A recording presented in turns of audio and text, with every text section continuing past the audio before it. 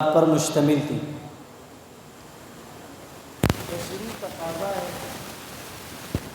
انسان ہونے کی حیثیت سے دل میں یہ بات آ جاتی ہے کہ ہم 313 ہیں اور وہ 1000 ہیں، تو مقابلہ کیسے ہوگا؟ پھر کبھی اس سے پہلے جنگ ہوئی نہیں، اسلام قبول کیا ہے جب سے پہلا معرکہ ہے بدر کا، لڑنے کا تجربہ بھی کوئی نہیں۔ ان ساری باتوں کو مد نظر رکھتے ہوئے صحابہ کرام کے دل میں یہ بات آئی کہ 313 کا 1000 سے مقابلہ یہ عقل ماننے کے لیے تیار نہیں۔ لیکن قربان ایسے قدسی صفات کے مالک لوگ تھے، اللہ کو اور اللہ کو ان سے ایسا پیار، ایسا تعلق تھا، ایسا رشتہ تھا کہ اللہ تعالیٰ نے صحابہ کرام کی دلجوئی کے لیے فرمایا کہ آپ پریشان نہ ہوں، ہم آپ کی مدد کے لیے فرشتے بھیجیں گے۔ صحابہ کے دل میں یہ بات آئی، فرشتوں کی تعداد معلوم نہیں، تو اس کا جواب قرآن کریم نے دیا کہ اگر وہ 1000 ہیں تو فرشتوں کی تعداد بھی کتنی ہوگی؟ 1000 ہوگی۔ کم از کم اتنا تو ہمیں معلوم ہونا چاہیے۔ بدر میں اترنے والے فرشتوں کی تعداد کے بارے میں قرآن نے 3 باتیں کی، 1000، 3000 اور 5000۔ کتنے؟ 1000، 3000 اور 5000۔ آج کی جو آیت میں نے تلاوت کی ہے، اس آیت میں اللہ نے صحابہ کرام پر ہونے والے 2 انعام کا ذکر کیا ہے۔ وہ کیا؟ سنتے جاؤ۔ اب یہاں سے صحابہ کا قافلہ، ادھر سے مشرکین اور کفار کا لشکر، ہر ایک آدمی نے اپنی اپنی جگہ متعین کر کے ٹھکانہ لگا دیا۔ حدیث میں آتا ہے کفار کا جو لشکر جس جگہ پر ٹھہرا وہ جگہ اونچائی والی تھی، جہاں صحابہ رکے وہ جگہ نیچے تھی۔ کفار کا لشکر جہاں رکا وہ جگہ اونچی، اور جہاں صحابہ رکے وہ جگہ نیچے۔ حضرت حباب بن منذر رضی اللہ تعالیٰ عنہ کہتے ہیں میں نے آپ صلی اللہ علیہ وسلم سے پوچھا جس جگہ ہم رکے ہوئے ہیں، توجہ سے اس جملہ سننا، اس میں ادب کتنا ہے اور سوال پوچھنے کا طریقہ کیسے ہے؟ کہا یا رسول اللہ، جس جگہ ہم رکے ہوئے ہیں یہ جگہ منشا خداوندی ہے۔ منشا خداوندی کا مطلب یہ ہے کیا آپ کو وحی کے مطابق اس جگہ رکنے کا حکم ہے، یا آپ کی اپنی رائے ہے، یا اس جگہ سے ہم آگے پیچھے ہو سکتے ہیں؟ صحابی کا سوال کئی باتیں اپنے دامن میں رکھتا ہے۔ کیا معنی؟ معنی یہ ہے اگر یہ اللہ کا حکم ہے اور وحی ہے پھر تو میں لب نہیں کھولوں گا۔ یہ تھے صحابہ۔ پھر اترے فرشتے، پھر اللہ نے نصرت کے لیے فرشتے بھیجے۔ قرآن کہتا وما رمیتا اذ رمیتا، آگے آ جائے گا ولکن اللہ رما۔ تم سمجھتے ہو کہ تلوار تم چلا رہے تھے، پتھر تم برسا رہے تھے، بظاہر تو تم تھے لیکن حقیقت میں پتھر مارنے والے لوگ کوئی اور۔ بظاہر تلواریں تمہارے ہاتھ میں تھی لیکن حقیقت میں تلواریں چلانے والی مخلوق کوئی اور تھی۔ صحابی کہتے ہیں اے اللہ کے رسول، اس جگہ کا انتخاب تبدیلی والا ہے یا اللہ کے حکم کے مطابق ہے؟ مطلب یہ تھا اگر یہ جگہ اللہ نے متعین کی ہے پھر تو میں لب یہ ہے منشا۔ ایسے صحابہ بنے، ہم کہتے ہماری بھی مرضی چلے اور ہم دین پر بھی پورے چلیں، ایسے نہیں ہو سکتا بھائی۔ ہم کہیں سب چل جاتا ہے، ایسے نہیں ہو سکتا بھائی۔ مدد فرشتوں کی چاہیے تو طریقہ صحابہ والا ہونا ہوگا۔ ہم اپنی مرضی سے دنیا جہان کے سب کچھ کرتے رہیں، اپنی مرضی سے، اور پھر ہم کہیں اللہ ہمارے ساتھ مدد وہ کرے جو صحابہ کے ساتھ کی، کام اور کرتوت ہمارے شیطان سے بھی آگے ہوں اور مدد صحابہ والی مانگیں، ایسے نہیں ہو سکتا، بہت مشکل ہے۔ ہم اپنے آپ کو دیکھیں اور پھر ان لوگوں کو دیکھیں۔ تو صحابی کہتا ہے یا رسول اللہ اس جگہ سے اگر جگہ تبدیل ہو سکتی ہے یا نہیں؟ تو اللہ کے نبی فرمانے لگے کہ یہ کوئی منشا خداوندی نہیں ہے، یعنی وحی کے ذریعے اس جگہ کو متعین نہیں کیا گیا، اگر ہم اس میں تبدیلی کرنا چاہیں تو تبدیلی کر سکتے ہیں۔ اس بات میں ایک اور سبق ہے۔ کیا سبق ہے؟ اگر چھوٹا عمر میں رائے دے اور اپنے تجربے سے رائے دیں تو اس کی بات مان لینی چاہیے، چونکہ حباب بن منذر رضی اللہ تعالیٰ عنہ جنگجو صحابی تھے۔ آپ نے فرمایا یا رسول اللہ اچھا اگر یہ جگہ تبدیل ہو سکتی ہے تو پھر میری رائے یہ ہے کہ یہ جگہ جنگ کے لیے مناسب نہیں ہے، جنگ کے لیے مناسب۔ ہمارے ہاں تو چھوٹے کو بولنے کی اجازت ہی نہیں ہے، کیوں؟ اس کا گناہ ہے کہ وہ چھوٹا ہے، بس اس چھوٹا ہونا اس کا گناہ ہے، اگرچہ وہ علم میں زیادہ ہے، تجربے میں زیادہ ہے، لیکن اس کا گناہ یہ ہے کہ وہ کیا ہے؟ چھوٹا۔ قرآن سے ایک دلیل دیتا ہوں، ذرا غور سے سننا، دل کی اور کان کی کھڑکیاں کھول کر۔ 19واں سپارہ ہے، ہم نے صرف قرآن کو تعویذ کی کتاب بنایا ہے، قرآن کو قرآن خوانی کی کتاب بنایا ہے، قرآن کو ہم نے صرف عملیات کی کتاب بنایا ہے۔ یہ ہدی للناس تھا، کیا تھا؟ یہ ہدایت کے لیے اترا تھا۔ دیکھو سورہ نمل ہے اور 19واں پارہ ہے۔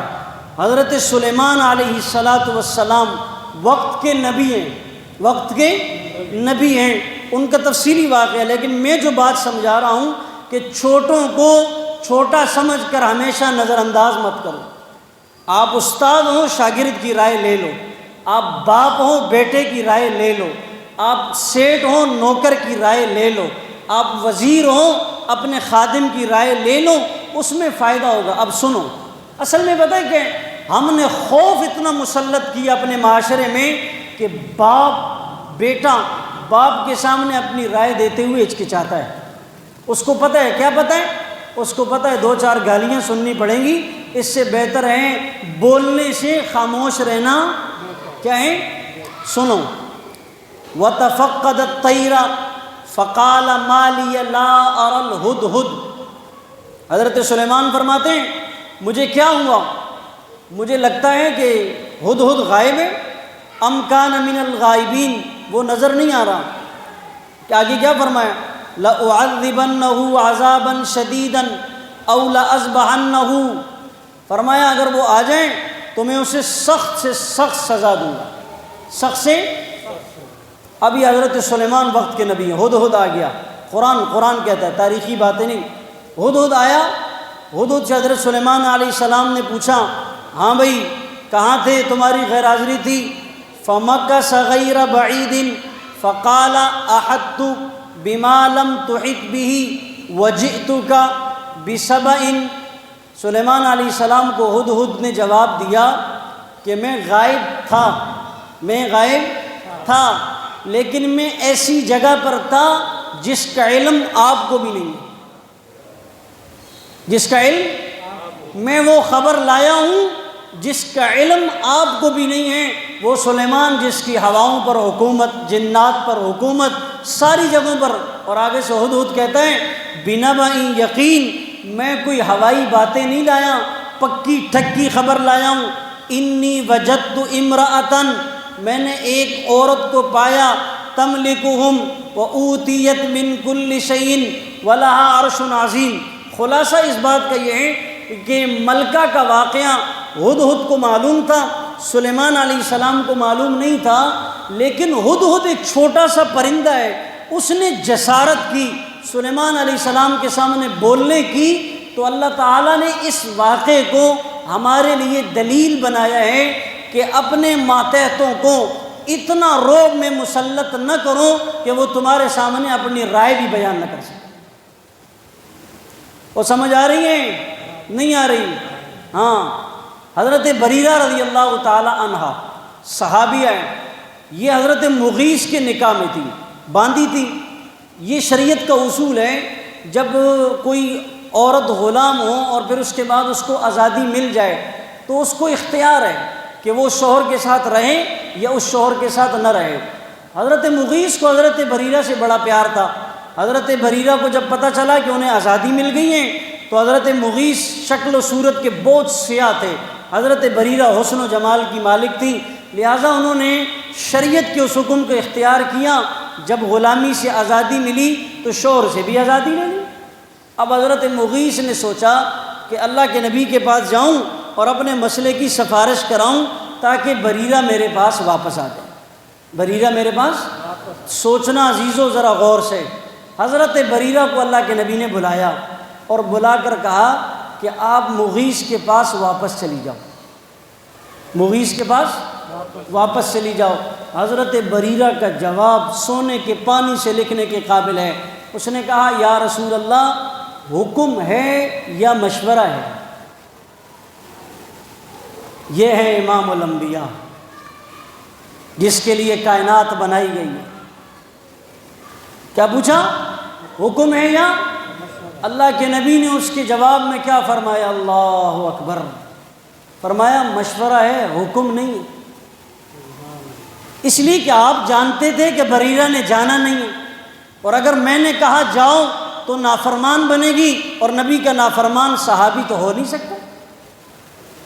یہ میرے اور آپ کے لیے اللہ نے اصول بنا کر بتائے ہیں کہ ماتحتوں کو اتنا پیار دو، اتنا قریب کرو کہ وہ تمہارے حکم کو حکم سمجھیں اور مشورے کو مشورہ سمجھیں۔ لیکن ہمارے ہاں باپ ہونے کا ایک رعب جتایا جاتا ہے، استاد ہونے کا ایک رعب جتایا جاتا ہے، شیخ ہونے کا ایک رعب جتایا جاتا ہے، مرشد اور پیر ہونے کا ایک رعب جتایا جاتا ہے۔ مرید کی جرت ہے وہ آگے سے بول گئے؟ میرے نبی سے بڑھ کر قیامت تک کوئی پیر پیدا نہیں ہوگا، میرے نبی سے بڑھ کر قیامت تک کوئی تربیت کرنے والا نہیں آئے۔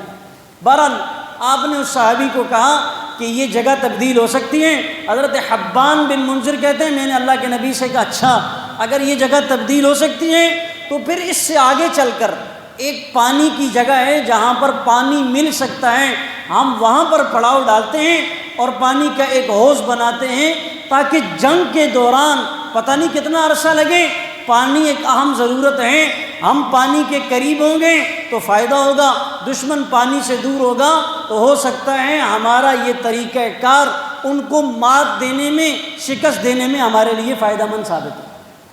اللہ کے رسول صلی اللہ علیہ وسلم نے اس صحابی کی رائے پر عمل کیا۔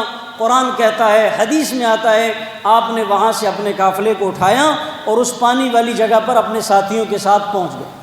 سعد بن معاذ رضی اللہ تعالیٰ عنہ فرماتے ہیں ہم نے یہاں آپ صلی اللہ علیہ وسلم کے لیے ایک خیمہ بنایا، سائبان، سائے کی جگہ، جہاں آپ صلی اللہ علیہ وسلم رکیں اور آپ کی سواری بھی یہیں آپ کے ساتھ ہو۔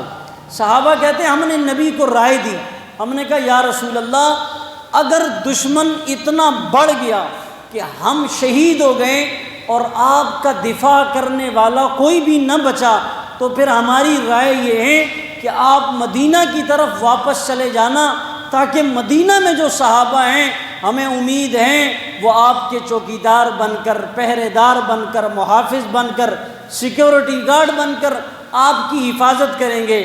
ان صحابہ کو پتہ نہیں ہے کہ یہاں مسلح جنگ ہے، ورنہ وہ کبھی بھی مدینہ میں نہ رکتے۔ یہ سعد بن معاذ آپ صلی اللہ علیہ وسلم کو مشورہ دے دیں۔ کیا یارانہ تھا آپس میں، کیا پیار تھا، کیا دل لگی تھی۔ یہاں آج شاگرد استاد کے سامنے بول نہیں سکتا، پیر مرید پیر کو رائے دے نہیں سکتا، بیٹا باپ کے سامنے اپنی رائے کا اظہار کر نہیں سکتا، اس کو پتہ ہے زما پلار خو زما پلار دے۔ ہمارا ایک ساتھی وہ کہتا ہے میرا باپ بھی کبھی کبھی میرا باپ بننے کی کوشش کرتا ہے۔ کیا کہتے ہیں؟ میرا باپ بھی کبھی کبھی میرا باپ بن، خیر ان کے والد صاحب فوت ہو گئے، وہ تبلیغی جماعت کے پرانے ساتھیوں میں بلدیہ میں، تو بڑا زبردست جملہ تھا ان کا۔ تو خیر آپ صلی اللہ علیہ وسلم نے ان کی رائے کو پسند کیا، فرمایا آپ میدان میں اتریں، اب یہاں خیمے میں اللہ کے نبی اور آپ کے ساتھ سیدنا صدیق اکبر، جہاں بھی آپ ہیں وہاں صدیق اکبر، ایک سعد بن معاذ ہے اور ایک حضرت معاذ ہے۔ حضرت معاذ رضی اللہ تعالیٰ عنہ یہاں چوکیدار بنے آپ کے خیمے کے باہر، اور باقی صحابہ کی جماعت دشمن کے تعاقب میں نکل کر کھڑی ہو گئی۔ دن گزر گیا، رات کا وقت ہو گیا، رات کا وقت ہوا، آپ علیہ السلام تہجد میں مشغول ہو گئے، صحابہ کرام بھی تہجد میں مشغول ہو گئے۔ ابھی جنگ شروع نہیں ہوئی، قرآن یہ سارے مناظر بتا رہا ہے۔ اب صحابہ کی وہی کیفیت ہے، وہی حالت ہے، جو 313 والی بات ذہن میں ہے، سامنے سے 1000 کا قافلہ ہے، اب تھکن بھی ہے، پریشانی بھی ہے، تو قرآن کہتا ہے صحابہ کی ٹینشن دور کرنے کے لیے اللہ نے سب کے سب پر نیند طاری کر دی۔ دشمن کے سامنے نیند کا آنا یہ رحمت کی علامت ہے، اور نماز میں نیند کا آنا یہ نحوست کی علامت ہے۔ سمجھ آ رہی؟ یہ محدثین نے لکھا اس تشریح میں کہ دشمن کے سامنے بتاؤ، گولیاں چل رہی ہوں نیند آتی ہے، تلواریں چل رہی ہوں نیند آتی ہیں، گولیوں اور تلواروں میں نیند آئے یہ کس کی علامت ہے؟ رحمت۔ کس لیے کہ قرآن کہتا ہے اذ یغشیکم النعاس امنتاً، یاد کرو اس وقت کو جس وقت ہم نے آپ پر غنودگی طاری کی۔ غنودگی آسان معنی اس کا یہ ہے، بعض دفعہ آدمی بہت تھکا ہوتا ہے، ایک 10 منٹ کا بھی قیلولہ ہو جائے نا تو آدمی تر و تازہ ہو جاتا ہے۔ تو قرآن کہتا ہے اذ یغشیکم النعاس، وہ جو نیند کا جھٹکا تھا، وہ جو نیند کا ایک ذرہ برابر اثر تھا، اس نے تمہیں یہ فائدہ دیا، امنتم من، تم سب کے سب دشمن کے ڈر سے تر و تازہ ہو گئے، اور یوں لگتا تھا جیسے کوئی خوف اور پریشانی ہے ہی نہیں۔ کیا اللہ کی حکمت ہے، ادھر سامنے دشمن ہے، ادھر صحابہ پر نیند طاری کر دی۔ دوسرا انعام قرآن کیوں کہتا ہے؟ اب صحابہ کے دل میں یہی پریشانی ہے کہ وہ اوپر ہیں اور ہم نیچے ہیں، تو اللہ تعالیٰ نے صحابہ کے ساتھ دوسری مدد کی۔ وہ کیا؟ آسمان سے بارش اتاری۔ بارش اتری تو صحابہ کرام جس جگہ پر تھے یہ ریتیلی جگہ تھی، اور دشمن جس جگہ پر تھا وہ مٹی والی جگہ تھی۔ ریت والی جگہ بارش میں سخت ہو جاتی ہے، اور مٹی والی جگہ بارش میں پھسلنے والی بن جاتی ہے۔ تو صحابہ کرام والی جگہ اور مضبوط ہو گئی جہاں پر وہ قدم جما کر چل سکیں، اور دشمن کی جگہ پر اتنی بارش برسی، حدیث میں آتا ہے کہ وہ ایسے تھا جیسے دلدل ہو گیا، پاؤں رکھتے اور پاؤں سلپ ہوتا، پاؤں رکھتے اور پاؤں سلپ ہوتا۔ صحابہ ادھر مشغول ہوئے تہجد میں، ادھر اللہ کی طرف سے پہلی رحمت نیند طاری، ٹینشن فری۔ دوسری مدد کہ اللہ تعالیٰ نے آسمان سے بارش بھیجی، اس بارش نے ان کی جگہ کو زبردست کیا اور دشمن کی جگہ کو خراب کیا۔ یہ چلنے والے بن گئے اور دشمن جیسے پاؤں رکھتا اور پھسلنے والا بن جاتا۔ اس بات میں اشارہ اس طرف ہے جب معاملہ مشکل ہو، سنگین ہو، پریشانی والا ہو، تو پھر ان اداؤں کو، ان قرآن کے واقعات کو ذہن میں رکھ کر رات کو گڑ گڑانا تمہارا کام ہے۔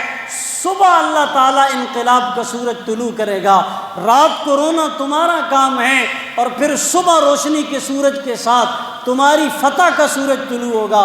رات کو تڑپنا تمہارا کام ہے، صبح کا سورج کامیابی کا سورج لے کر آئے گا۔ رات کو گڑ گڑانا، آنسو بہانا تمہارا کام ہے، صبح کا سورج بارش کی بوندوں کے ساتھ، رحمت کے قطروں کے ساتھ تمہاری مدد لے کر اترے گا۔ فضائے بدر پیدا کر، فرشتے تیری نصرت کو اتر سکتے ہیں گردوں سے، قطار اندر قطار ابھی۔ ہمارا تو کام ہے راتوں کو رونا یاد دلبر میں، ہماری نیندیں محو خیال یار ہو جائیں۔ یہ تھا وہ لوگ۔ تو قرآن کریم نے انہی دو انعامات کو اس آیت میں ذکر کیا ہے جو بدر میں اللہ تعالیٰ نے صحابہ کرام پر فرمایا۔